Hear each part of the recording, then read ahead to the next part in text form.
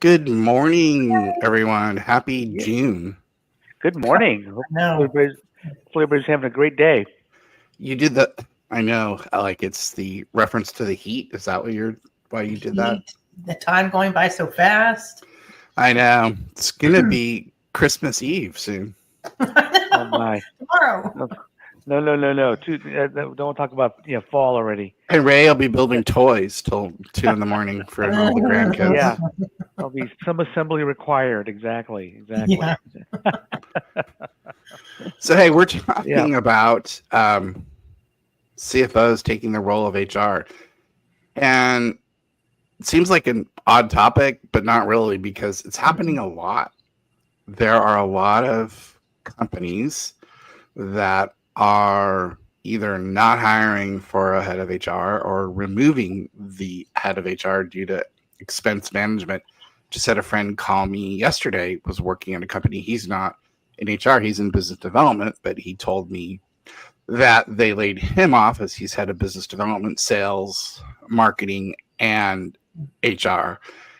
And that work will be going to the CFO. And we have a number of companies where the CFO is doing HR work and they're not super excited about it. Yep. So true. Yeah. The whenever we talk to some of these firms, and we talk to the CFO, we ask them. So, do you like doing payroll? Do you like doing benefits admin? Do you like doing employee relations? Do you And like managing performance reviews? Yeah, and very quickly, the answer becomes no. That's why we're talking to you because they're and some companies, even one of our newer clients, the HR function was eliminated, and then the CFO and the CEO kind of were tag teaming it, and it was not has not been going well, and they've had lots and lots of challenges. So we're seeing that, like you said, Jason, more and more. Talking to our finance people and and look for help. And one of the things too is not to make this 100% about us, but there has to be a tie-in back to Thrive HR. But we're doing this work for a lot less than what they would be paying Hmm. a embedded HR person to do. And that's the beauty of us. But also at the same time, there is a cost for that work. So I think the problem is people dislike HR work, and then sometimes they dislike even having to pay for the work. But that's a little bit tongue in cheek. But yeah, I mean we're significantly less than what it would take for you to hire a full-time person to do that work. And a lot of markets we're 60% less, especially when you take a look at salary, when you take a look at having to pay benefits costs and bonuses and everything else. We're a substantially lower cost. We take on the work, and in some instances, or in most instances, you're getting a huge upgrade of talent because we have a big group of people behind us that have a lot of world class experience, and you're able to tap into that for dramatically less than what you'd be hiring somebody to sit in the office and do. Yep, exactly. I think one of our last examples. I think we were right at 55 to 60% cheaper than having an HR person, with all of their fringe costs, taxes, all the benefit loads, you know, and it's a very very compelling argument for us, to do the fractional support, and being able to actually be available and actually get stuff done for them quickly. I mean, we've with one client we just found out that their payroll provider wasn't doing Cobra notices, as an Right. example, and so we've got we're asking all the right questions, and that's the key is keeping folks compliant and working correctly. Well, Yeah, and one. Oh, go ahead, Heather. I was gonna say that doesn't excuse me, that doesn't even touch on the cost of keeping companies out of HR jail. You know, Yep, letting exactly. people go for the wrong reasons or doing the wrong process, not having your documents lined up. I mean, there's a lot of cost beyond just an HR person that if you don't have someone watching your back, it can go downhill really fast. And people don't realize that. And that's why these CFOs are calling us, because they're getting to the point of going, geez, I don't know what I'm doing. And we need help. Well, one of the things too is a lot of these states, they're incredibly complicated in terms of their legal requirements and their compliance issues. You look at, I used to just pick on California, but I'm not going to pick on California. I'm starting to pick on Massachusetts. Oh my gosh. Massachusetts is very, very complicated. And the thing about Massachusetts is a lot of these things aren't even appealable in terms of the complexities of some of the things that Massachusetts has regulated. Like if you make the violation and the employee can show the violation, they just send it to the AG's office, Attorney General's office, and you get fined. There is no ability to appeal the fine. There is no ability to have any type of hearing over the fine. And some of these fines we're talking thousands and thousands of dollars. And so we're helping people move through that. And then the other thing is a lot of times we're getting pulled into very complicated employee relations issues. So I don't know how some of these companies are doing this in terms of working these employee relations issues if you don't have experience doing it, because a lot of them are very, very tricky and require a lot of nuanced conversations and thinking. I think one of the things that happens is that people look at some of these things that don't have a background in HR and they think, oh, wow, this person is going to react in this logical sort of linear approach, meaning I'm going to do this and then they're going to do this and this will all work out. But then what happens is people respond as people, which is not always full of logic. It's full of emotion, which is what we're, understand. And then the whole thing goes, cattywampus, and meaning it becomes a mess. And then we have to, help them out, or they have a huge employee relations problem that becomes a cost lawsuit. And they're like, let's use somebody else from now on because we can't do this. And so that happens, and that's not like an edge case. It happens a lot. Like we deal with that like quite a bit. Probably every week we're getting pulled into a situation like that. Yeah. Yep, it's so true. And there are so many different, issues that pop up, for, CEOs, as well as the CFOs. And, and the one that we just got involved with recently is a merger and acquisition where, they're almost ready to close the deal. And then somebody says, well, what about the employee experience and onboarding? And all of a sudden we get called in, and we've got to basically, step in and, develop, presentations for employees, develop kind of a strategy on onboarding, getting people paid, getting people on their benefits, all that has to happen. And in this case, they were doing 2 acquisitions at one time, within 3 days of each other closing. So, it's really, really critical. We like to get involved early, but if we get involved later, we can make it work and figure out the right solution for the organization. And I think that's the beauty of our approach is, we can respond quickly and we've got the experience, the templates, as well as, we know what needs to get done and we just kind of make it happen. When you say really critical, we feel it's really critical, but there's a lot of companies that don't feel like it's really critical. So that's cool. We will help you with the downstream effects of it. So we're like, you should do this. We think it makes sense, but if you don't want to, that's okay. And then they'll come back to us and say, yeah, that was pretty important. I don't know why we ignored you. So, yeah, that happened. Yes. Yeah. Because sometimes I think companies think that when we say really critical or this, you really should do this, they somehow feel like, oh, well, that's them trying to get work, or that's them trying to, put fear into us or whatever. And that's not the case. We really are just telling you, based upon our experience, this is a critical piece of the work that you need to get done. Should you choose not to do it, that's cool. It's one of those things, pay me now or pay me later.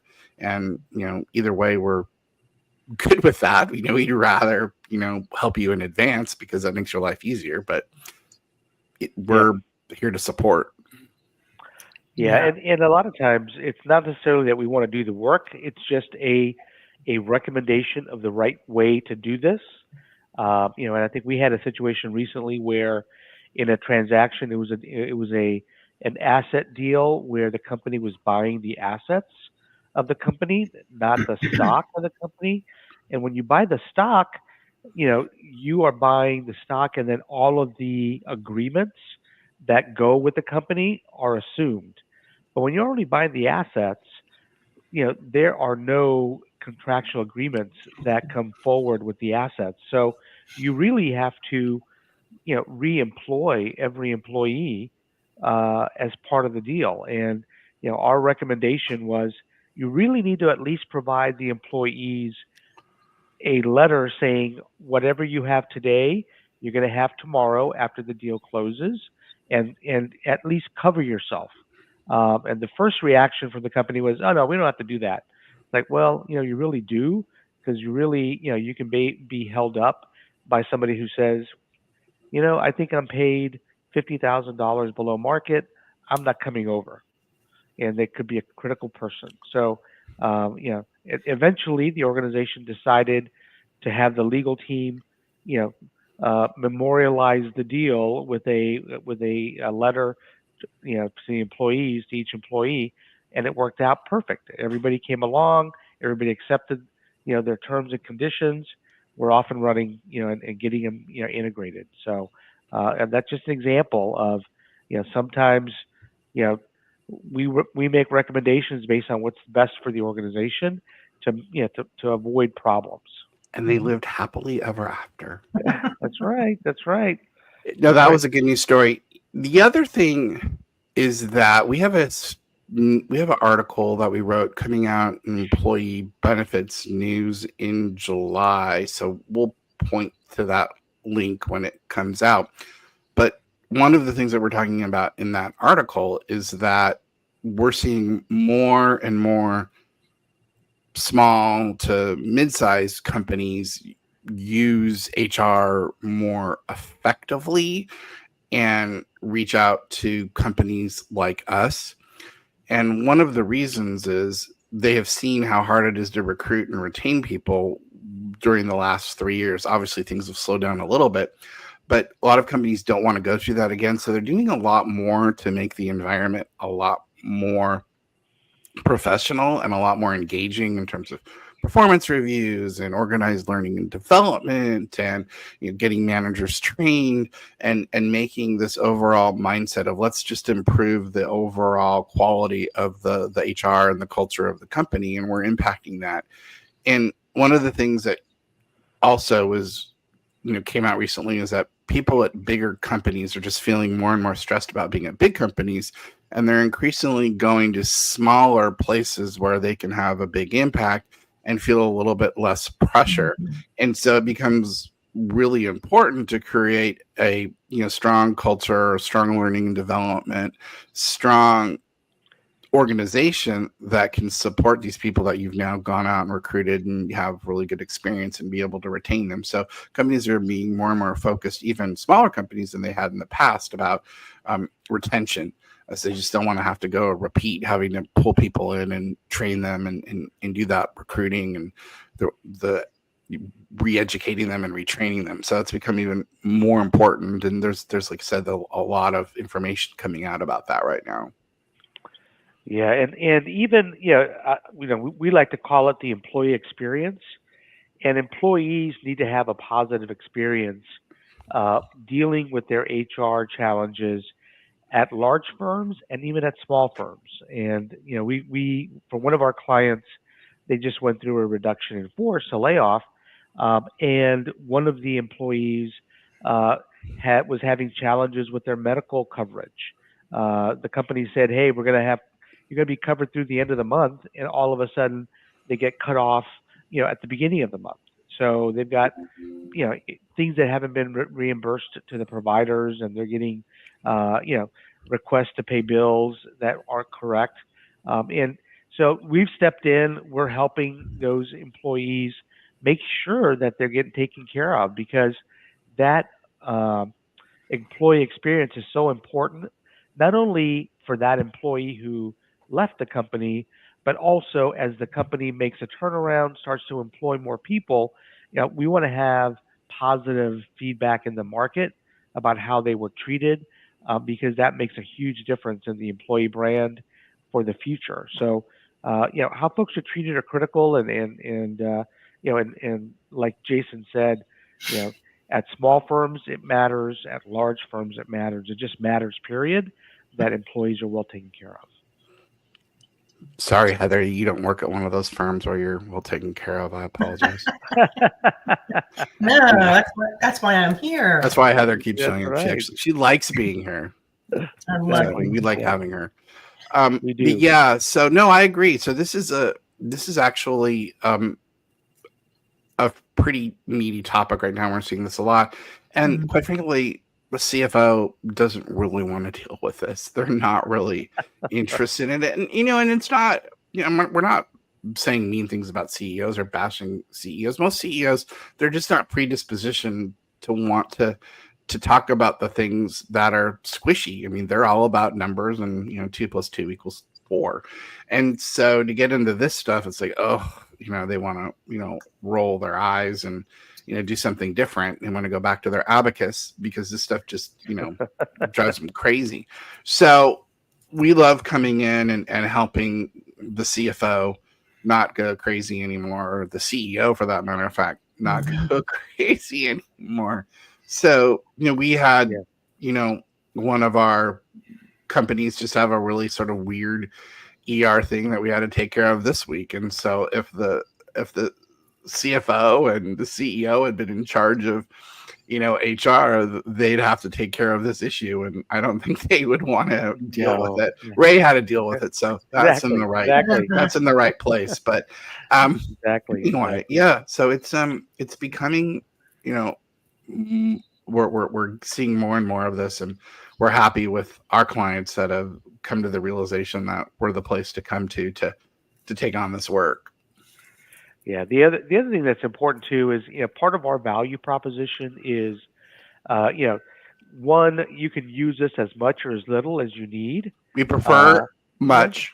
We prefer much, exactly. Number one. Number two, we really, this is what kind of we enjoy doing this kind of work. This is our passion, and it frees up those individuals at the CFO level, at the CEO level, to really focus on growing the business, closing transactions, keeping their customers happy.